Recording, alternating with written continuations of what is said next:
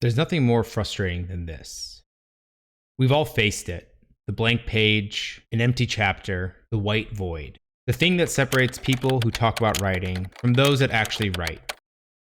And also the thing that stops writers from becoming authors. Each of us have encountered writer's block, and each of us will have to overcome it at some point, in one way or another. Which is sort of funny because I feel like I've been in a creative rut of my own, resulting in a delay in my publishing schedule here, but also in my own writing in general. But putting aside my own creative fatigue, let's get into discussing what writer's block is and what we can do to overcome it. Welcome back to the channel. If you're new here, my name is Cameron. I'm a writer, an editor, and the creator of Wrestling with Words, a channel where we can look at how to tell better stories while also understanding how the best stories are told. Today, we're diving into a topic that has plagued many writers, both established and new, at some point or another. Writer's block, or as I tend to think of it, creative fatigue. Whether you just started out or are a seasoned writer, we've all experienced a point in time where the words just don't seem to come, or we've somehow reached a creative dead end with an existing project. But today we're going to talk about some creative solutions that I personally have used in the past, but have also been used by many famous and established writers as well. I think it's also important to remember when it comes to writer's block or this creative fatigue is that what works for some might not work for others. Different approaches and different strategies often work for different writers, or don't in some cases. It's important to explore various techniques and find out what resonates and what works for you personally to overcome burnout, creative fatigue, and writer's block in general. First, let's discuss writer's block, or as I mentioned before, what I like to think of it more as is creative fatigue. It's a frustrating feeling being stuck, staring at a blank page or screen, but it's important to remember that you're not alone, and that this isn't a contagious or infectious disease that is incurable. Even renowned authors like George R.R. Martin, Patrick Rothfuss, and classical writer Leo Tolstoy have spoken about their own struggle when it comes to writer's block. But what exactly is writer's block, and why does this disease seem to have both no cure and the simplest of solutions? Simply defined, writer's block is the condition of being unable to think of what to write or how to proceed with writing. It's a jarring halt of a creative project, leading to feelings of doubt, imposter syndrome, and suspension. Part of understanding what causes writer's block and creative fatigue is also part of overcoming it. We can look at other great writers and established authors to see how they've recovered from this condition. But at the end of the day, we need to look at ourselves and our own creative process and try to address the problem on a personal level. Most famously, we can look at George R.R. Martin, the renowned author of the Song of Ice and Fire series that inspired the TV show Game of Thrones. George R.R. Martin has famously dealt with writer's block, burnout, and overall struggled with getting words onto the page. Wrap this up pretty soon. Is there anything that you've always wanted to ask me? Yes, there is something I want to ask you. All right. How the fuck do you write so many books so fast? He has acknowledged that writer's block is something he's experienced throughout his career. In interviews, he has expressed that there are times when the words just don't flow easily. You don't ever have a day where you sit down there and it's like constipation and you write a sentence and you hate the sentence and Okay. you check your email and you wonder if you had any talent after all, and maybe you should have been a plumber. Don't you have days like that? No, I mean, there's real life. And he faces challenges in finding inspiration or overall staying motivated. However, despite this, he does emphasize the importance and necessity of perseverance and continuing to write even when it is difficult to do so. But what sort of sign is this for other writers? If someone as famous and established as George R.R. Martin can't even find the words at times, how can we? Well, similarly, Martin has stressed the need for writers to be disciplined and maintain a writing routine. He believes that showing up and regularly writing, even if it's just a few words, is crucial in combating the blank page. In one interview, he mentioned that he tries to write every day, even when he doesn't feel particularly inspired or motivated to do so. Additionally, Martin has talked about the importance of finding a balance between creativity and structure. While he is known for his intricate plots, complex characters, and expansive storylines, he has noted that too much planning can often stifle creativity. I don't have a formal outline. I'm not one of these writers who outlines what's going to be in every scene, what's going to be in every chapter. I might be faster if I did. I did have to do that in Hollywood. I had never done that before, and when I got to Hollywood, I didn't want to do that, but they made me. I kept saying, just let me write the script, and then you'll see how it comes out. And no, I have to have the outline first. So I got used to outlining there, but I never liked it. It did take away some of the spontaneity. I felt, in some senses, I had already told the story, even though I'd only told it in shorthand. While in the same breath, too little structure can result in aimlessly wandering. Striking the right balance between structure and spontaneity is a challenge that writers often face. And the advice that Martin has given to aspiring writers is to find their own approach at finding this balance. Well, I have always said that I believe there are two types of writers, which I call the architect and the gardener. The architect plans everything in advance. He draws up his blueprint.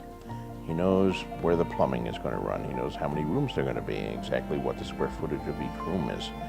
Everything is finalized before you dig the hole in the ground or drive the first nail. The gardener, he may know the general shape of the garden that he wants, but still, he's digging a hole in the ground, he's planting a seed. And, he has some idea what's going to come up, the gardener. The gardener knows whether he's planted an oak tree or whether he's planted a radish. So it's not totally random, but, is the oak tree going to be a healthy oak tree? There's a lot that goes to chance and to other elements with the gardener. The garden is a living thing. And I think it's the same for writers. I think all writers are a mixture of both. But some lean much more heavily to one side than to the other. I've often found that writer's block or creative fatigue can more so be a symptom of another sort of problem, a structural or more fundamental issue with your own work. In the past, I've used writer's block to identify if something is wrong with my plot or a character, or perhaps some other broken element of my story. As we go further into the video, we should keep this concept in the back of our mind. Writer's block isn't always the diagnosis we are looking for to solve. Sometimes it is instead a symptom of something else that is wrong with our story.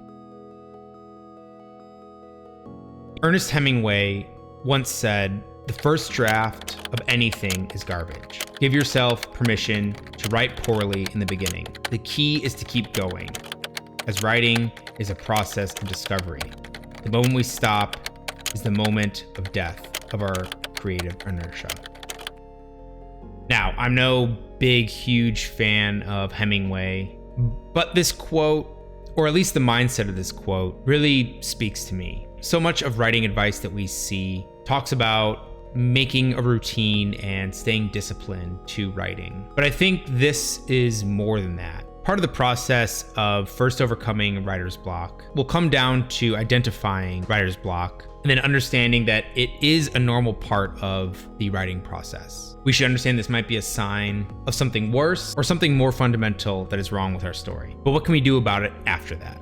That is the reason why we're all here. We want to know how to overcome the blank page. Here are a few points that I've collected and used on my own, while also seeking out advice from more famous authors and established authors.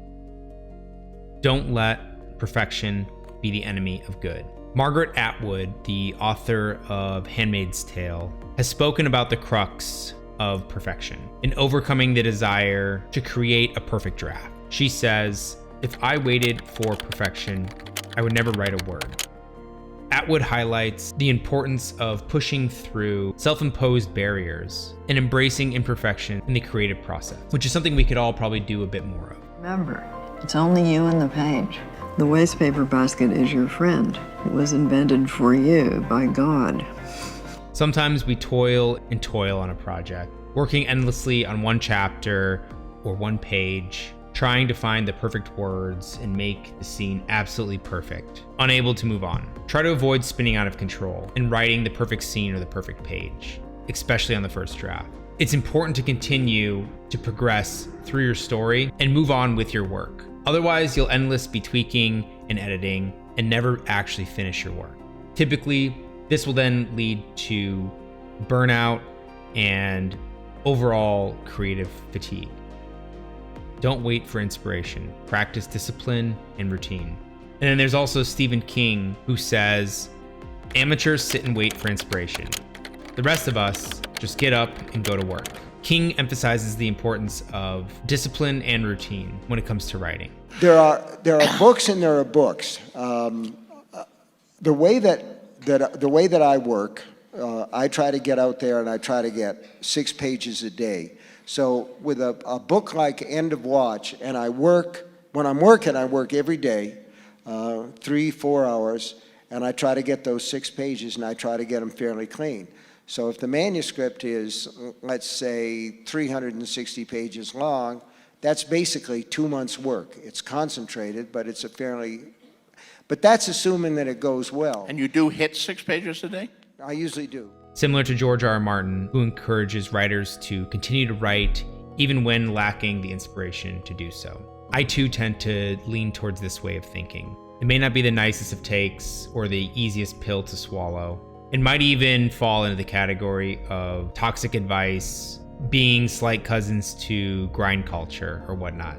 But I don't think that's the whole story. Writer's block and creative fatigue are often not as crippling as we might think. There will be friction in everything that we do, and especially everything that we do that is hard. And writing, amongst all the other things you can do in this world, is hard. I spoke in a prior video about how your muse is not coming, and that you are in the driver's seat of your own creative destiny. I still think that holds true, especially to writer's block. If we allow these obstacles to stop us in our tracks, you'll never produce that wonderful story that you spent so much time thinking up and building. It's important to know that you are in charge of your own creative energy, and you are in charge of overcoming your own creative fatigue. I always fall back on that Ray Bradbury quote where he says, "Write a short story every week.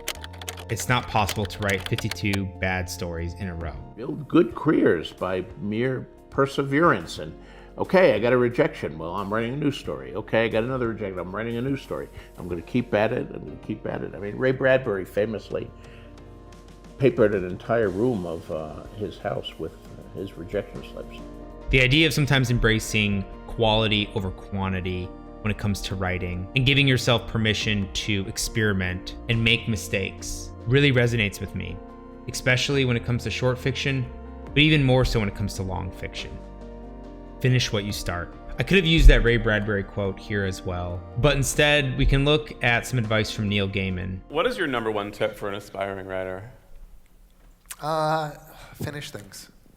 Yeah, get to work. You know, that's got to be. I mean, write is only takes you so far. Finish things takes you most of the rest of the way.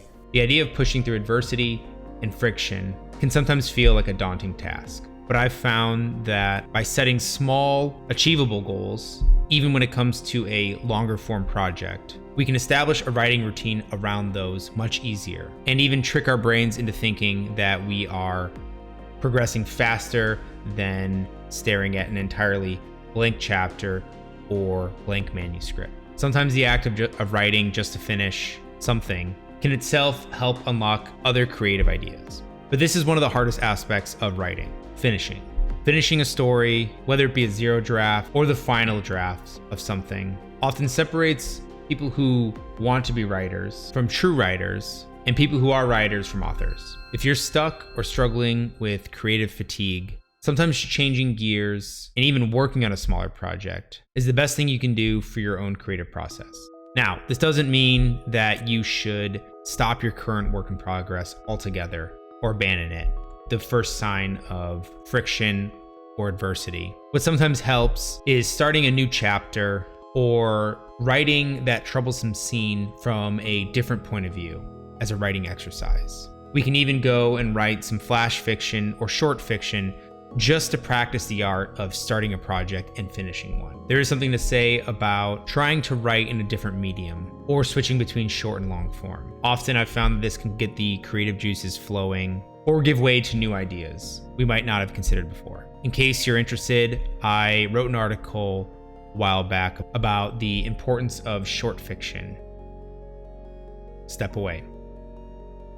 And finally, sometimes if a scene or chapter or even an outline is giving us difficulties, it can sometimes be beneficial to step away altogether. We should take time to decompress and even let our own ideas percolate in our own minds. I found that exercising or going for a walk, and even sometimes going for a drive, helps in overcoming troublesome scenes or difficult chapters. This is something I've always been an advocate for. Creative recovery is something akin to the recovery process of an athlete or after having worked out. If you'd ever ventured into the fitness world or competed athletically in any way, we have probably heard time and time again the importance of rest and recovery, sometimes being more important itself than actually training. Similarly, we can view this in terms of our own creative output as well. We should try to recover properly when we are feeling burnt out or fatigued. Sometimes stepping away from a creative project is the best thing for it, a healthy thing, even leading